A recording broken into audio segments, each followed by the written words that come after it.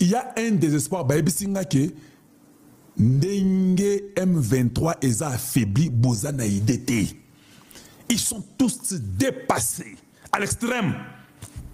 Tous ces gens que vous voyez, c'est de l'histoire. Tous ces gens que vous voyez, ici et Sili. Donc, les Wemba, les Matata Pogno, tous étaient des traîtres. Tous, je dis bien, des traîtres à l'extrême. C'était l'opportunisme, Kozombongo, Kolia. Il n'y a rien. Toutes ces personnes, on m'a dit que Bazan Matanga, toutes ces personnes, les Moïse Nyarugabou, tout le monde que vous voyez là, c'est fini pour eux. Allez-y là-bas, dans les montagnes des Fizi, il y a eu foudre à Kosakanate. Ils ont perdu des armes et des armes. L'armée est en train de mettre pression à l'extrême. Donc, nous sommes à la fin d'une aventure. Je dis bien, nous sommes à la fin d'une aventure. Voilà. Après, je mettrai ce que je viens de vous montrer, mais je vais revenir là-dessus. Et Nenenge Zali, vous avez vu ce qu'il dit au Brésil, non? Oh, il y a des relations de défense. Allez-y sur le site de la présidence. On vous dit que les relations sud-sud que le Congo va faire avec le Brésil, c'est-à-dire que ce sera les armées, la défense, la sécurité, le commerce, l'économie. Côté Kunabo Banga Souté, mais je n'ai pas le temps pour entrer en détail, mais ils ont dit bongo. Je sais que vous avez dit bien avant. Donc, foudroiement, voilà, merci Paul Boavida. Donc, ils sont tellement dépassés qu'ils ne savent pas quoi faire. Maintenant, il y a dans un groupe encore, je vois ceci, ce que je voulais vous montrer, c'est ceci que je viens. Lisons un peu. On dit quoi? Breaking, c'est comme ça qu'on séjoue des Congolais. Maintenant, on met les visages de l'émir de Qatar ou bien le roi du Qatar. On dit, par obligation déterminée, et ça c'est Boulos qui dit ça. Selon Boulos, par obligation déterminée, l'émir Tamim bin Hamad va inviter.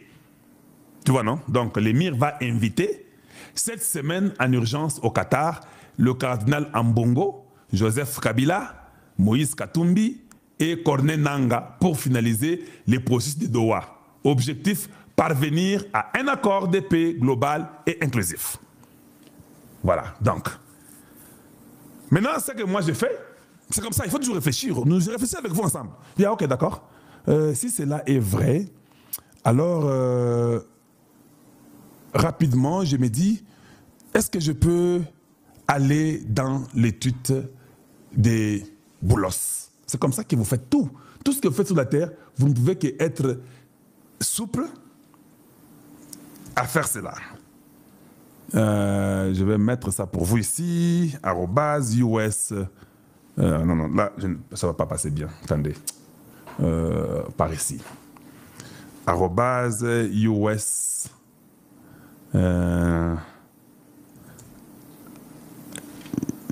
Mettons d'abord comme ça, je vais voir.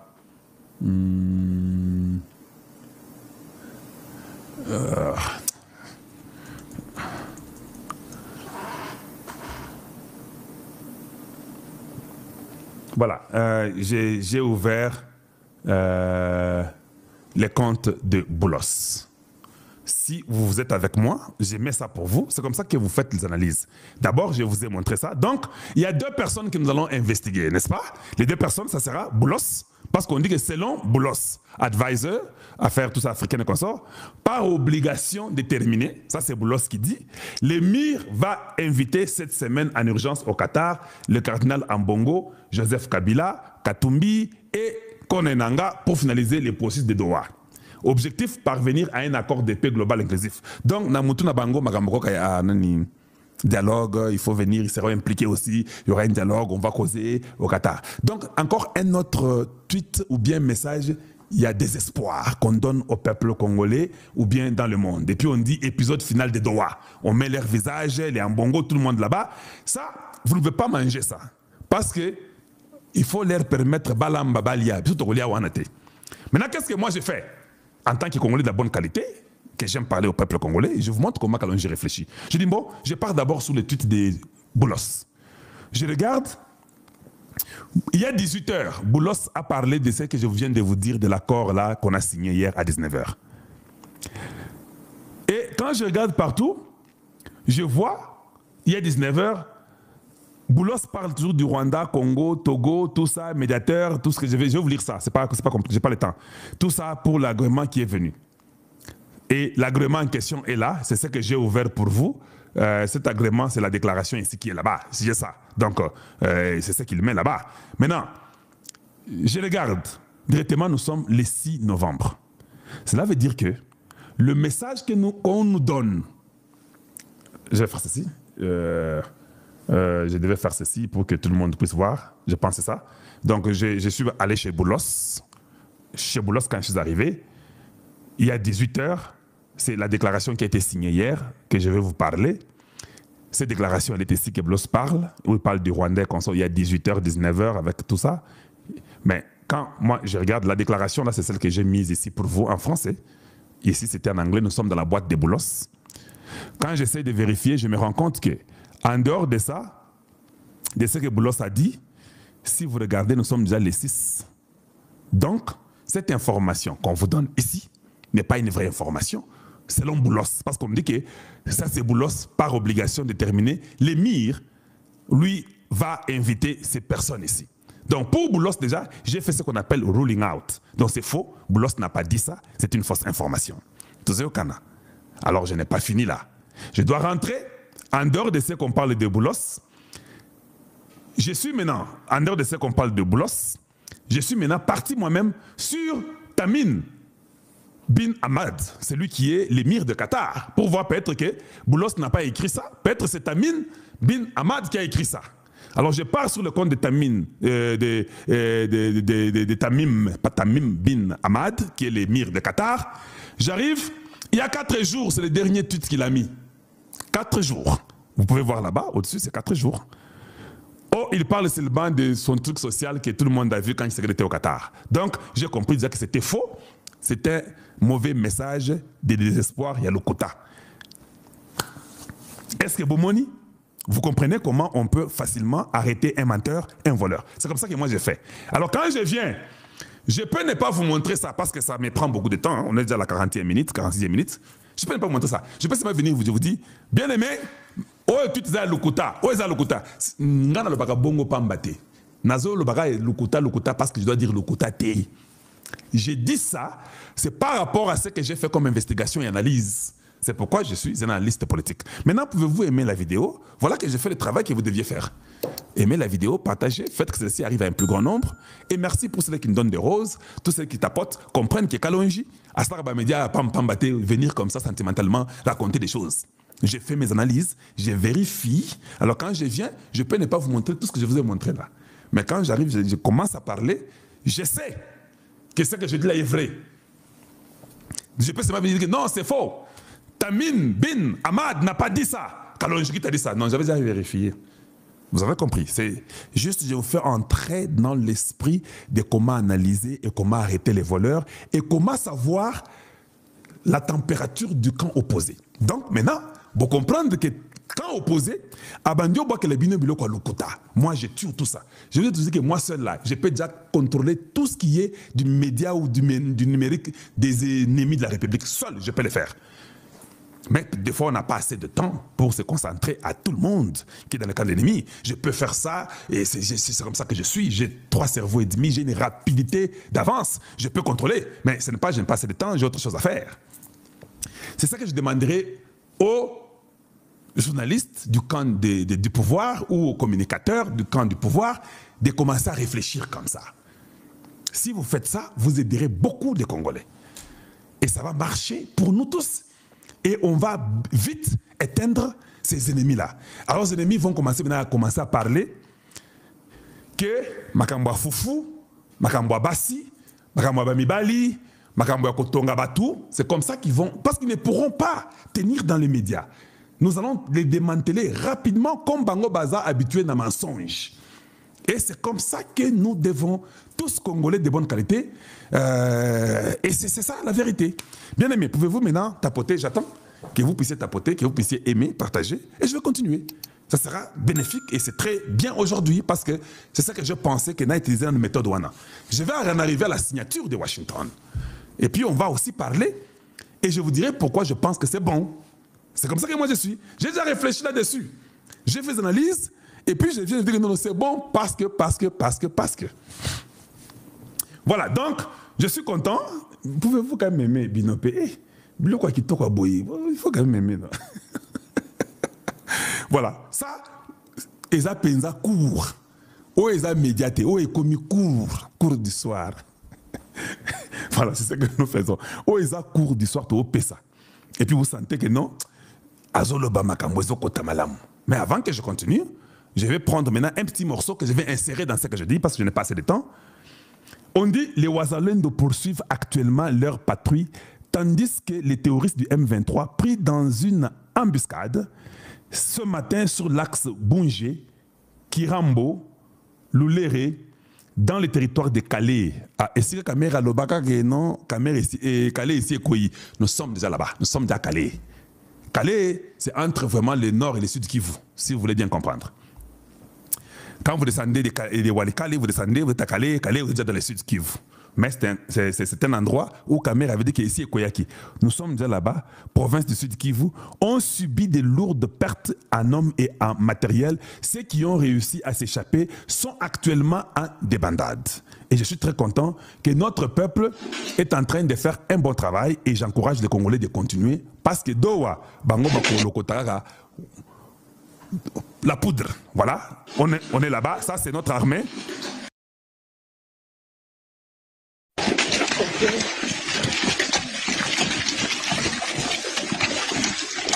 Pas trop clair, mais c'est pour vous montrer qu'à Calais, nous sommes déjà là-bas, en train de contrôler. Macron force Nyonso ici. Comment Macron a repéré ça ordre de l'armée française? Bakende na Ukraine, basoda bago.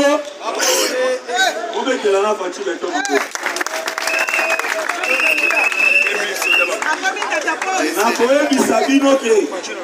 Le passage il y a chef de l'État en France.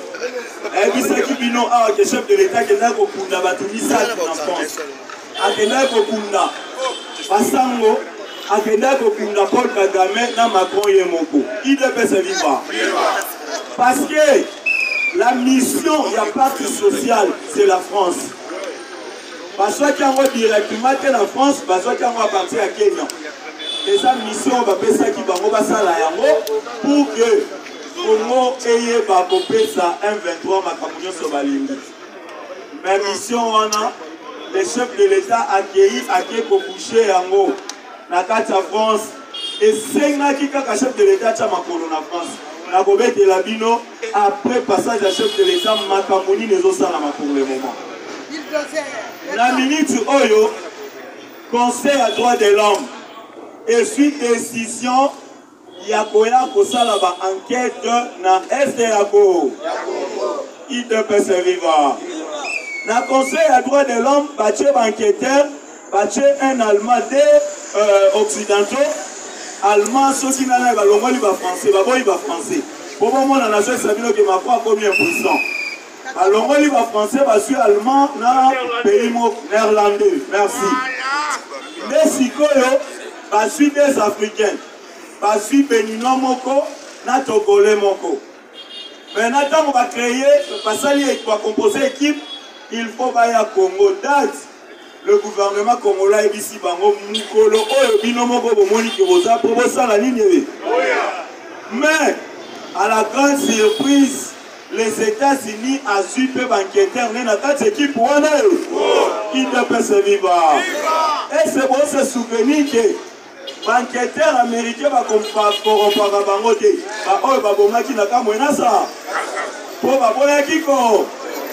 Il ne peut se vivre. Tu veux? Sabino ke Makambo Bongwani Fati Beton a tiré le monde contre Mie. Donald Trump a comprendre que ceux qui n'ont pas continué, il y a combien de jambe, n'a pas na kodinda na potopoto ko Macron a koti. Il a fallu na sa position. Va tourner vos mona o Donald Trump a so balou. Na Chine. Par rapprochement na Poutine, na Sabino ke na se solo ya Congo et zo solo là. Parce que la puissance wana bako kabwana te pour na Congo, il a fallu basala ensemble pour que Congo ezala na kimion. Yango bokomona la RDC va signer accord bilatéraux, accord militaire na Chine. Et quand Moussabi noté, donc signer accord militaire na Russie. Et quand Moussabi noté, il doit faire sa vivre. Les États-Unis à comprendre le comment que le monde il y a le lot et ça monde il y a l'obité. Monde il y a le lot et commis dialogue il faut salam. À tout ça ma classe il faut dialogue et salam. Mais comme on y a ça là qui n'a Congo qu'on a trouble, on y a fabriqué par M23 et ça lit Paul Kagame. Paul Kagame a sa robot oyoba américain ba ngomo ba fabriquer qui maintenant il a fallu ba longolaye na Congo. Kolongolaye ba pesa qui est ba canal ya koleka po so makasi ça là qui France. Ceux qui vont bani comme on a calaté à Donald Trump azotala Macron na regard moko azodetenir. Tala ndenge atemisaki na kiti na kati ya Vatican.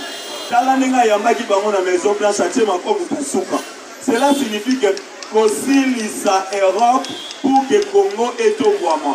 Na betela ki bino lisolo que lorsque le chef de l'État lobaki toko bombarder Kigali wana à partir ya Goma. C'est le président polonais qui a répondu qui chef de l'État pour lobaki. Soki bomeki biso to ko attaquer bino. Au Pologne a lobaki au nom ya Europe Mobimba. Europe Mobimba c'est qui dit la France. C'est pourquoi le base militaire au Ezaki Nakata Pologne, c'était pour les Américains. Donald Trump a comprendre que oui, Congo est menacé, Europe les a menacés. Après la bango ba arménien, il devait se vivre. Alors bina tiki bino bongo bo soutenir Tigo Rwanda. Pourquoi la France, Macron, a commis faible, impuissant? Pourquoi? C'est parce que la France, na Rwanda au Bozomona. Rwanda a ça la sécurité. Il y a un gisement pétrolier dans Mozambique où ils allaient à français. Les Français chaque année dans Mozambique, ils allaient à 7 milliards de dollars. Donc à Kolinga, Kotika, Rwanda, des fois Rwanda, ils achètent na bango. Mais la condition de commis Balinga, te bazotika Rwanda, il devait se vivre. Les soldats français et l'autre se pélissinga ba boy décision à président français. Donc la minute a tapé bango pour kende na Rwanda ba kokende. Chef d'état-major a répondu le président to kokende Ukraine te ata mukolo moko. Il devait se vivre. Batibe na ebisa ki bino Kagame akima ki koya France pourquoi? Parce qu'il y avait présence des Américains, une équipe, il y avait Américains, qui pour que Bami Mone la Makambo et France a soit médiation à retraiter en Monengeni. Les Américains balingi Congo échappé Bangote. La bête la Kibino Awake. Les États-Unis au Bosomona, les États-Unis avaient Sambo pour que la ville belé à Congo et Tongama. Les Américains basalaka contre Congo et Kabwama. Qui devait se vivre? Les Européens ne sont pas en plan. Il y a Coca-Cola, Canabiso. Oyo Lumumba Lobaki, les complots étaient déjà faits. La Belgique veut balkaniser ces pays. Donc, ici, on a Bango et Zalaka Congo, comme ça, il a fallu Coca-Cola Yango. Coca-Cola Yango, Biteni na Biteni. C'est pourquoi, par proposer qu'il puisse avoir indépendance, qu'il va faire sa indépendance partielle. Parti par parti à Congo et Bandako indépendance. Or, Lumumba monaki déjà que c'était une manière de Kokabolako. Ce qui a perçu l'indépendance dans Congo central et Tikali pays libéré. Et Lumumba boyaki vision wana. Il ne peut se vivre. Pachibe. Merci Koyo. Vision américain ayé qu'on se matérialiser dans notre Mobutu. Mobutu t'envoyé. Avec sa unité na alobi ekolomo tatago okontibo ezalaki vision américain. Les Américains ceux qui va yobika likamba Congo eza loko le loko na bango. C'est pourquoi le président Félix a yebi Congo benazo sabino ke bobetela na fati beto mabo. Le président Félix Tshisekedi a yebi Congo bien c'est pourquoi président Songisi Congo na makoko ba me. Ayebi atala lobby na kokende ni na Chine ni ici nini parce que makambo ezoleka na Congo mutu nango batu oyo babandi yango eza ba-américain mpe bayebi ndenge bakosilisa ya Donald Trump asali ti abandaki kosala badiscours wana na kati ya Assemblée générale na Nations Unies na silisi guerre à Est. Il a fallu na comprenaki eloko Donald Trump alingaki koloba. Alingaki koloba boye source ya financement ya M23 c'était les États-Unis. Le lobbying américain oyo babandaki kofinancer M23. Donald Trump ayebaki kokata bango maboko lokola ba Dan Declerc, lokola ba Soros, lokola ba Bill Gates, ba Amazon, bango nde babandaki kofinancer. Donald Trump ayebisi bango kokata maboko na bino na Congo parce que dossier ya Congo ekomi grave. Lorsque le président congolais azo-attaqué, azo-déposé comme un dossier ya Xenocos congolais, et il dit ce que ça a accepté, c'est que les États-Unis, ceux qui m'ont dit que ça n'a qu'à dire, les États-Unis ont un problème. Pour ceux qui sont américains, ils sont en train de dire, ah, on va nini pour le monde maboko na bino. Yango bomonaki Bill Gates a kemba la moko na sima ya Donald Trump. Il faut na kota na Congo na port. Mais ceux qui bomona makambo na zobeta, ceux qui ont la mémoire, car là je pense en 2019 le président de la République a quitté les États-Unis. Nani alukaki homme d'affaires ni américain. Alukaki pour la ligne. Il devait se vivre. A quelqu'un pour proposer bango ceux qui bolingi minerai à Congo boya kosomba kitisi kutu prix pour que va financer un 23 que boya na porte pour quitter l'aéroport en Chili pour steker bien minerai na prix moko abordable. Mais batouana balinga quitter. Maintenant pour le moment Bill Gates mutabengi a sa tête yé moko inde na sima Donald Trump. Batibe pour Atali à comprendre que Makambo est commis pour le moment. Le président Félix Tshisekedi a bloqué le monde entier là. Ceux qui ont eu politique à féliciter et Bolobisson Bilobalo. Félix a commencé la politique à Kena Bango à l'interne. Ils sont forts financement. Comment on a aussi Sabango, Abandi Kokase Bango, Kokangaba Frontier, Basson Minier, Katoum Yatiki Masembe, Narosa, sous-président. Comment aussi il ne peut se vivre. La soeur Sabino qui est pelé à ma puissance congolais, à Bazaïna Bambongo, Basonga Sima, Baboaka Gabango, les Sunde Baboaka Bango, parce que le chef de l'État, Kanaki Bamini, nous sommes Congo. Il y a un mot mouté, même les généraux, il est le Félix Tshisekedi. Comment Kokanga mis une place sur la Rambongo? Quand vous faites bloquer Biloko Wana, et comme il faut paralyser même un pays à Libanda. Parce que Batoyo, Bayi, Bakana Congo, Bobate qui la bino. Bachekami, et comment va bien privé à Bakabila, Bakatum. C'est pourquoi Katum est les États-Unis pour le Bakeno, Nakatanga minéraux à la Ralisouti. Pour que Alia pour le Baboye, minéraux à la tête, mais Alia pour le Baké, minéraux, on a un la somme à moi l'idée. Chekami n'est pas d'accord, ça là, parfois une année, 2 ans.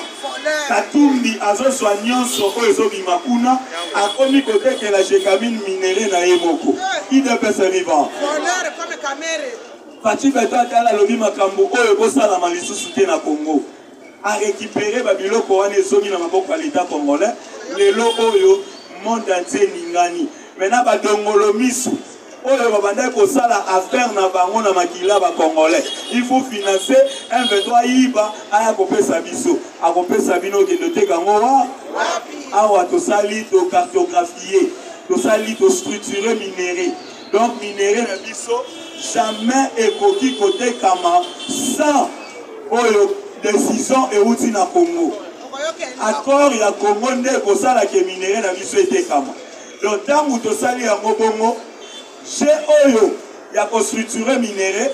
Ceux qui vous savez, pourquoi Emmanuel Macron a Zoïna, le président Félix Tshisekedi. Emmanuel Macron était derrière le Rwanda, le Loazasima, il y a Paul Kagame à M23. Lorsque Bissot Zoluka, pour cartographier minéré, tout constructuré, il y a un Elikolo Baboye. Vous voyez la différence, il y a minéré. Oyo outi na Congo, na oyo outi na pays mususu. Diamant, to pétrole, il y a pays oyo na pays où la différence est zalaka. Tangu basali banquette wana, bazwi siko France mutasengaki demande wana il faut équipe na ye ya ba scientifique ya kosala banquette wana na Congo. Or où la France ezalaki nini ya kotripoter azwi parfois minéraux ya Congo akosi ke oyo eza ya Congo te oyo eza ya pays mosusu. Pourquoi? Pour que a favoriser Rwanda soki Rwanda bimisi coltan to or ya Congo eke koteka baloba ke oyo eza ya Congo. Il ne peut se vivre. Nesikoyo, à la grande surprise, France et Monikaka, na RTNC, le porte-parole du gouvernement, Patrick Mouyaya, a zopé sa cartographie à minerai à Congo. Fatime? Emmanuel Macron, Mitouni, me basu yangowa. Si le lot a évité banani, masala musalawa. Yamona fait Sabino qui est parti place à Bombi, comment même les Américains, basomi tuna. Et ça va? Makonde a commis à chiter à ce temps la guerre. Ah, on a eu une erreur comme on a reçu le soutien parce que la ligne a tripoté chez Wana. Les temps où on a minéré bongo, yo o ibaga minéré à Congo qui n'a pas côté Kabarotuna yo, n'a mboka Wana aussi minéré de place congolaise au Koufa. Yo suis à mon déni. Né le monde ici, quand ici freinage dans le monde entier et comme autant on a ralenti. Na ralenti wana na pesa kibino exemple il y a une entreprise dans la Suède na kombo ya Volton et ça déjà par terre et kangami société wana et ça la batterie électrique ozota musamutu électrique les sociétés wana et simbi Europe mobimba na minito par terre yango ba président ya monde ba moni que non il a fallu kotia likambo ya Congo fin pour que tout avancer na ngombangu. Lobby na kati ya France na lobato na bombe na kati ya France lobby ambassadeur rwandais asambwe kosa babengi ye na groupe ya baparlementaire français babandi kotuna ye mituna relation nini Rwanda aza nango na M23 ambassadeur azoloba le M23 bazali ba congolais. Ministre na bango à lobby, le M23 baza ba Rwandais. Ambassadeur à lobby, le M23 baza ba Congolais. Na sepeli, batuni mutuna mususu ba lobby, mais bazali, ceux qui baza ba Congolais, c'est que baza groupe rebelle. Groupe rebelle, bakenda kosomba mindu kiwa, c'est que biso France ne kosomba sa bango mindu, tobino wa, betana maboko makasi. Il ne peut se vivre. Ambassadeur a bandi ko marché na ye munoko azo trembler ba pese miko ba lobi monsieur l'ambassadeur loba nazo sabino ke dossier ya RDC ko mimbango na poko nango droit de l'homme ko sa décision wana droit de l'homme sur décision mais les États-Unis ont su équipe moko à côté si na kati ya équipe wana ya enquête goyao. Pourquoi les États-Unis à côté si ba enquêteur na kati ya droit de l'homme?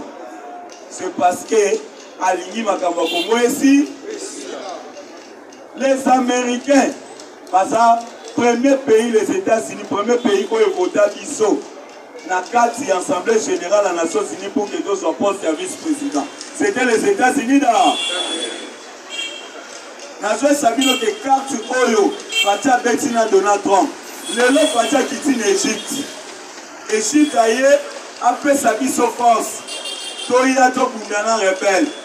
Mais, est-ce que vous vous souvenez, il y a un moment, Monsieur Oyo Boulos, à quitter la carte d'Égypte, c'est moi comme Oyo qui président Égypte à Sengagi, à ça la médiation, il y a RDC na Rwanda.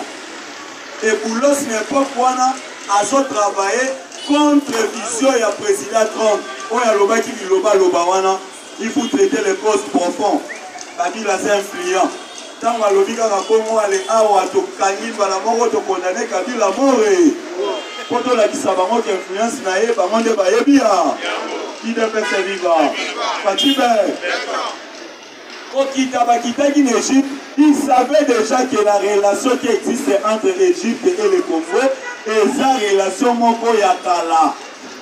Relation Oyo Mobutu Lobaki entre le frère et un ami, le choix est. Tant ntango ya guerre ya Israël na Égypte mabuta pona Égypte azo basoda na Égypte idepese viva yango président égyptien atali pati na kotiko ndenge nini il faut basoda mapinga bakita RDC obetana maboko mpona bino moko lelo nalobaki na kozala scientifique nakende nanu tosala nanu wana pour ke bato bacomprendre passage ya chef de l'État na France ebouleverse makambo ebele nayesaki bino awa ke place oyo biso bakongole tomonaka impossible nde place faci abimisaka mayele na akomi na France lelo otali bafoto oyo Macron basui chef de l'État azotanga Macron atelemi awa otali foto ndenge Macron atala chef de l'État akangi elongi ape bisi elongi parce que chef de l'État azoloba na bango makambo oyo azocontraire bango tala kaka bavion wana ekomema ba aide humanitaire ekokita direct na Congo te na Burundi idepese vivant ekozala contrôlé na Burundi asui yango bachemine yango ekoti kokote sokota Congo na bakongole na ka idepese vivant aéroport ya Goma iko ezala sécurisé bien kaka na banani na bamilitaire congolais nabetelaki bino ke la France azalaki soutien oyo ya koya kozwa baarme kopesa barebele napesaki bino exemple ya avion oyo ekoyaki na Kisangani ezali avion ya bamilitaire français ekitaki kuna ebandaki kokende opesa minduki na este ya Congo lelo sikoyo de façon que comment protéger l'espace aérien naye soki avion ekoti ekotika il a fallu asengango la demande internationale kotika ba aide humanitaire Fati peut mettre plein alobi nazo profiter bango kaka na demande na ba po Fati azalaka soka pe so te pion yo boule na le yango soka so le 12 pion ande